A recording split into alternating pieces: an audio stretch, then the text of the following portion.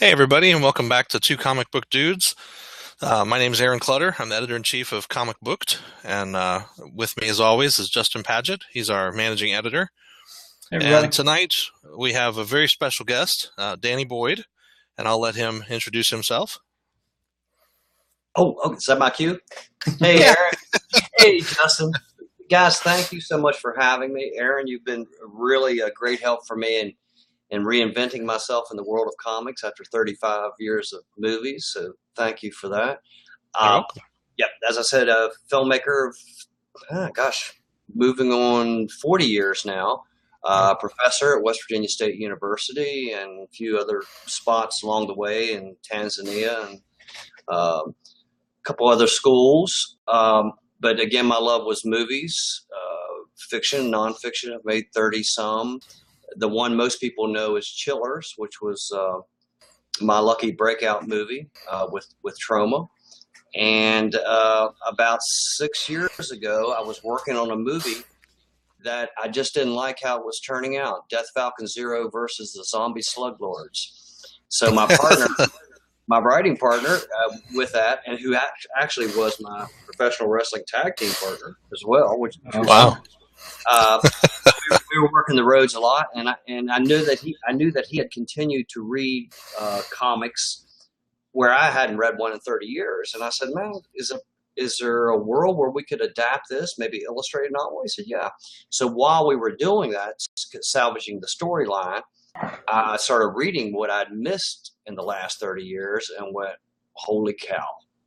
This is the literature of the late 20th, early 21st century. This is where I need to be. I don't have to be concerned with budget except for, paying the artist. It's the same amount per page, whether it's two people talking or 1,000 monsters. So I just fell in love with the medium, and lucky me, I've gotten to have a second career now with comics. So we did the Death Falcon, and then my plan all along was to get to Carbon. I mean, that's the story I wanted to tell for going on 30 years, but was never going to run in those movie circles where I could put that kind of budget together.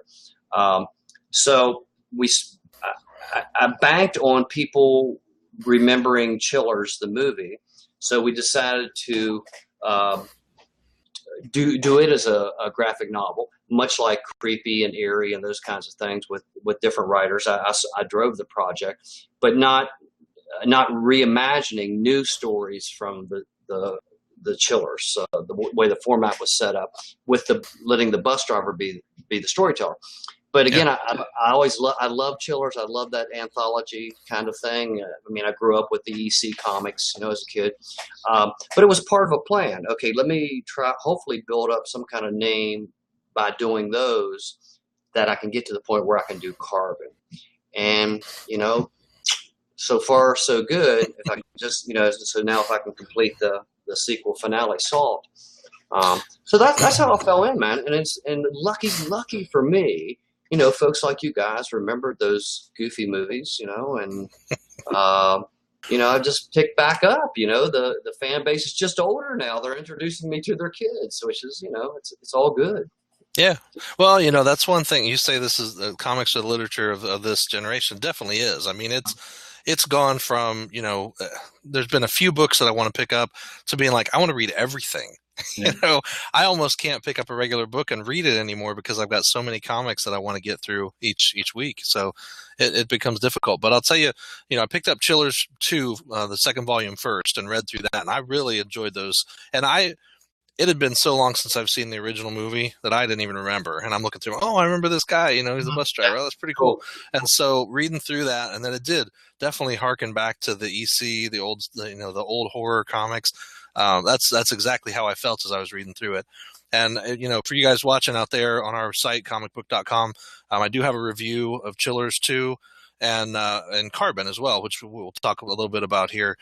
We had a chance to kind of reread it before we got to talking about the Indiegogo campaign that you've got going for Salt, which is the sequel to Carbon, and that this was supposed to be a longer series It, originally. went, it was designed to be a trilogy: Carbon, Salt, and Gold. And I was writing Salt last summer, and really I realized everything I wanted to say in Gold I could do in another chapter. So I just I was able to wrap, and it was not intentional. It just worked out that way. So that's what we're going with. Okay. So Carbon's a great book, set in the hills of West Virginia and the coal mines. Little coal mine town, which is it's really an interesting basis, area for a story, because it's not an area that's used very often in a lot of comics. But you've got this town that heavily relies on that coal mine. I mean, without the coal mine, they have nothing, basically. And the mining companies just pushing and pushing to try to get more and more out of that mine.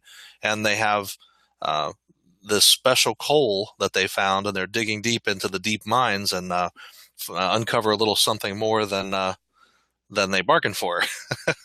Yeah. So I love the beginning of this book, just the way that it was narrated by the being that kind of falls into the place of God in a way in this world, not necessarily by choice, but sort of just by the happenstance of the situation he creates. So I thought that was really a neat way to start the story out. Thanks. Yep. And Justin, what did you think about Carbon? Carbon? Oh, I really enjoyed it. Like you said, it mainly takes place in West Virginia, but it really spans like all of time. Yeah. Well, I mean, and again, thank you for the compliments. But when I wanted it's a real thing, guys. I know you can see this. This not only a West Virginia thing of coal being our lifeline, but now it is international with this whole climate change thing, and we're finding ourselves on the wrong side of history. So I wanted, some reality basic. But you talk about towns drying up. It's happening here every week. Mines go out. Yeah.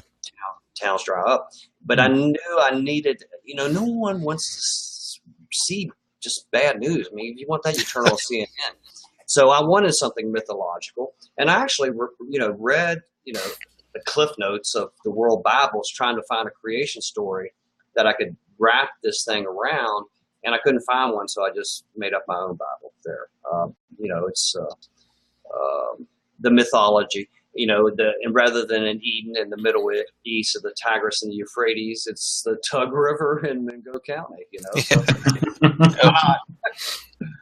Yeah, it's really neat. So we can kind of cover pretty much what happens in Carbon. It's a little late to be considered spoilers, so we can talk about that. But yeah. There's these beings that almost look like a harpy kind of creature, and I can't remember what they were called. I'm sorry, I'm terrible with names and stuff. But sheaves, and they're very much influenced by the harpies.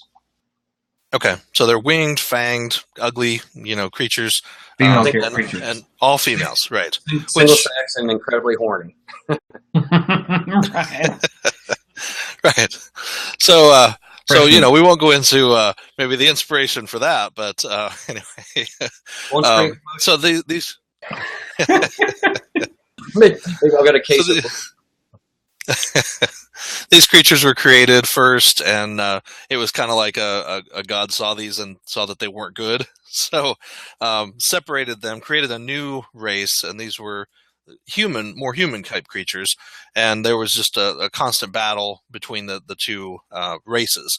And so in the end, the god, the guy who ends up being a god, turns the people into coal, and then sets the sheaves as guardians over them. And that's really where the story begins, is, however many millions of years later, the miners are digging, and they happen into a deep mine that opens up the hole where these people are turned into coal. And so as the miners begin to uncover this coal and realize it burns forever, that's what they're given eternal life. And God said, hey, and by the way, the whole theme of this is just balance, just maintain balance. Every religion has had that. But he told them, okay, you have broken your own rule, so you're going under until the world replenishes. But I'll give you eternal life. Well, they got tired of praying and waiting, so they just, as coal is, it's organic material. They became that eternal. Wasn't God's plan; it was the humans' plan. Yeah. So what I like is, this is not, I know a lot of people, think, oh, it's a religious book, we don't want to read it, and that's not what this is at all. There's not some religious agenda behind it pushing it. It's a great story. It's just based in a world where that mythology is created that puts this guy as a god, and so that we want to make sure that's clear and doesn't turn anybody away, because we do have people who watch who would be like, ew. And Anyway. I've been that guy. I've been that guy before too, and it's not. I think it is spiritual. It is, and but it's not. It's not any conventional faith. But again, honestly, guys, I did my homework here, and I went through all the world Bibles, and all of them have the one rule is, okay, I'm going to give you this wonderful planet. Just maintain balance. That's so. That's about as religious. Now, Saul goes again. This is my first interview about this, guys. Oh, cool. All right. How much to say? But it's the makings of a new Bible, as we see if mankind will survive or not. From the events of the end of Carbon. Okay, cool. Yeah, we don't want to get too much into it. We do want to kind of talk about the basis in it. I mean, at the end of Carbon, we kind of have the sheaves are loose, the people are there, they got out of the mine, and they're like, now what do we do? Now we try to save the world. That's kind of where you get the scene of all the miners there. It's almost like an Avengers scene where they're all standing there ready to fight the bad guys, and then it's like the end. You go, oh, wait, where's the rest of the story? Yeah, so exactly. Now that's what we're bringing to you folks now, is this is where you get the rest of the story. We'll put the link in both the comment section here of our YouTube video and in the article that'll surround this video when it's embedded on our site on comicbook.com. Click on that Indiegogo link, go on there and help out, contribute to this campaign. It's really, the first book was great. Now, as far as an artist for Salts, what do you have lined up? The same artist or? No, I loved Eddie Geddes with Roscuno Studio in Brazil, but commitments didn't work out for them. So I have Predrag Ivanovic, veteran comic artist. He goes by Pekka, and we've been at it a good 3 or 4 months now. We're 20 some pages in, but he's awesome. We're having a good time, and it's interesting that the similarities between Serbia, the former Yugoslavia, and West Virginia, of dealing with oppression and actually the terrain in a lot of ways. So it's been a fun process. That's cool. Wow. So Carbon and Salt are both international books, huh? Oh, international help all the way around. That's awesome. Well, in the Childress books too, probably, we had probably a dozen or more artists, and it was pretty much English as a second language for most, which was a surprise to me in this business. It just works out that way, that the people who are available and whose work I like just happen to live outside our borders.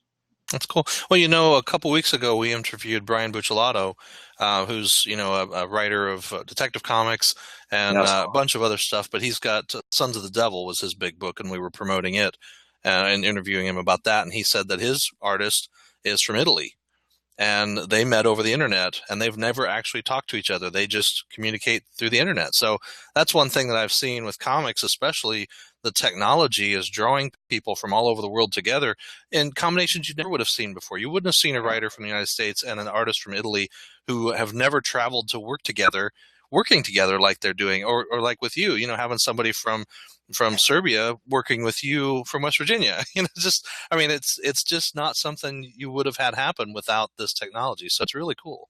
I know, and I'm fascinated by it too, because I've made a lot of films and 4 feature films, and when you're making these movies, you have an intimate, lifelong relationship with 50 people. They're your friends for life. You know each other so well. I have never met a single one of my artists since I've been in the comic business. Now I want to change it. I'm going to change it with Pekka. We've promised him when we get this book out, we're coming to have a student in Montenegro. We're coming to the former Yugoslavia and meeting in person. Very cool. Awesome. All right. Well, that's something that we kind of suffer from too here is, we have writers all across the country now.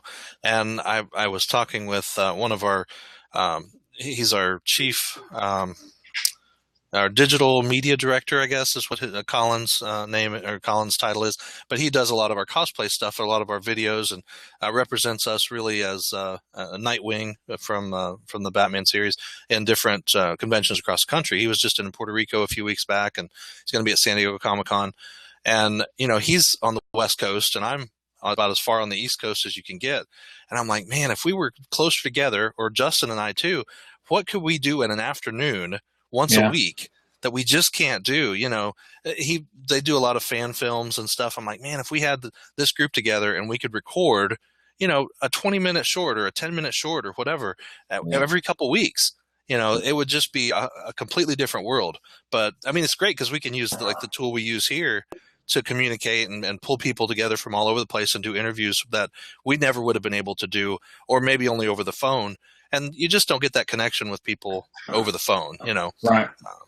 So yeah, the technology is amazing. So yeah, I'm digging this, man. This is I haven't done a lot of these. I've done a couple Skypes, but the quality of this, I mean, from my end, is really awesome. Yeah, and I'll tell we'll talk about that after the show, but I'll tell you a little bit more about this tool. It's really great. We've had a lot of good opportunities come up with this, so it's been a lot of fun. Mm-hmm. All right, so back to the book and everything. I mean, the Indiegogo campaign has how many days left, Andy? 20 days. Okay, so plenty of time for you guys to get on there, share it out with your friends, chip in, and just help out. This is a great project. Really want to see this book come to fruition, so we're going to do as much as we can to support it. We need to see the book come out because I need to know what happens.